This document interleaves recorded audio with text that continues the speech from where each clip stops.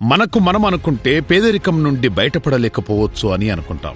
Kerala lottery ticket అంటే కూడా తెలియని కొండ కోన చెట్టు పుట్టను నమ్ముకుని అరకులోయలో ఉండే 3,66,000 మంది గిరిజనులందరూ కలిసికట్టుగా పేదరికం నుండి బయటపడగలరా?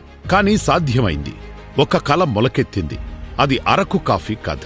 ఒకప్పుడు పేదరికం నుంచి బయటపడలేని గిరిజనులు ఇప్పుడు ప్రపంచానికే తమ రుచిని చూపిస్తున్నారు.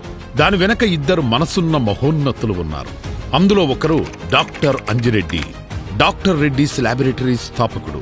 హైదరాబాదులో ఐటీకి ముందు ఫార్మాలో రెడ్డి ల్యాబ్స్ అభివృద్ధి గమనించిన అప్పటి ఉమ్మడి రాష్ట్ర సీఎం చంద్రబాబు తనకు తాను సీఈఓ ఆఫ్ ఆంధ్రప్రదేశ్ గా ప్రకటించుకుని ప్రభుత్వాన్ని కూడా ఆ సంస్థ అభివృద్ధితో పోటీ పడాలి అని పిలుపునిచ్చారు. దేశం మీడియా అంతా ఆశ్చర్యపోయింది. ఒక ప్రభుత్వం అంతర్జాతీయ స్థాయి వ్యాపార సంస్థ అభివృద్ధి రేటుతో పోటీ పడగలదా అని. ప్రైవేటు కంపెనీకి ధీటుగా ప్రభుత్వం పనిచేయాలనే సవాలది.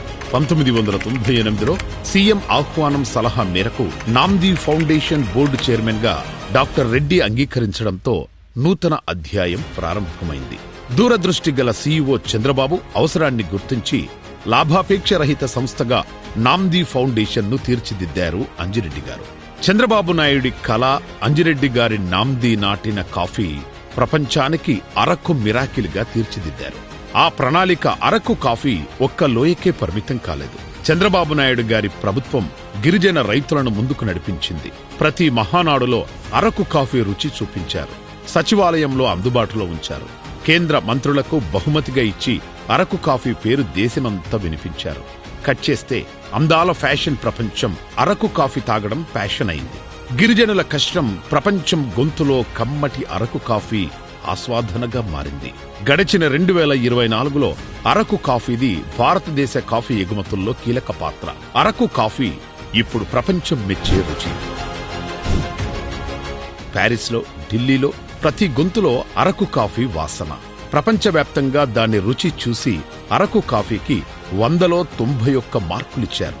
ఇవాళ అరకు లోయలో 3,66,000 మంది గిరిజన రైతులు పేదరికం నుండి బయటపడి స్థిరమైన ఆదాయం పొందుతున్నారు. మొట్టమొదటి ప్రైవేట్ పబ్లిక్ పీపుల్ పార్టిసిపేషన్, అదే PPP model proof of concept. అందరూ సంకల్పిస్తే పేదరికం నుండి బయటపడడం అసాధ్యం కాదు.